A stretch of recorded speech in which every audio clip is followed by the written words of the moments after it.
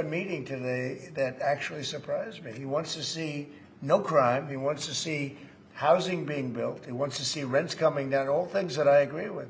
Now, we may disagree how we get there. So much of the focus of our campaign has been on the cost of living crisis. And when we asked those New Yorkers who had voted for the president, when we saw an increase in his numbers in New York City, that came back to the same issue: cost of living, cost of living, cost of living. He said a lot of my voters actually voted for him, and One in 10. And I'm okay with that.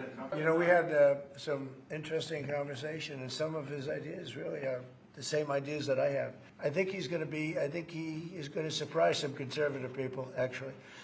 And some very liberal people he won't surprise them because they already like him. Just days ago, you referred to President Trump as a despot who betrayed the country. You said you'd be his worst nightmare and accused him of having a fascist agenda.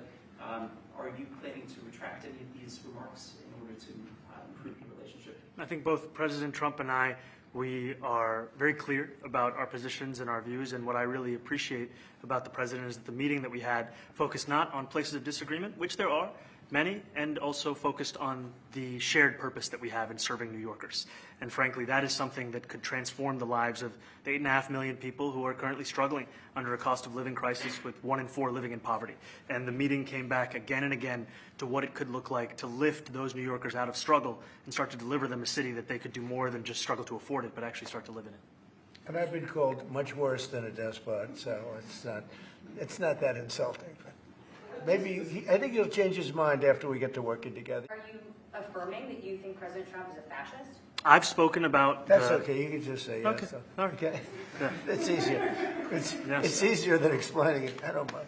He wants to have a safe New York. Ultimately, a safe New York is going to be a great New York. We discuss crime more than ICE per se. We discuss crime. And he doesn't want to see crime, and I don't want to see crime. And I have very little doubt that we're not going to get along on that issue. Would you feel comfortable living in New York City under a Mamdani administration? Yeah, I would. I really would. Especially after the meeting. Absolutely. What makes you comfortable? We agree on a lot more than I would have thought. I think I want him to do a great job. One of the things I would love to be someday is the mayor of New York City. Being the mayor of New York, and especially now, because I think you're at really a turning point, one way or the other. It could go great, or it can go in a different direction. And I think you really have a chance to make it great.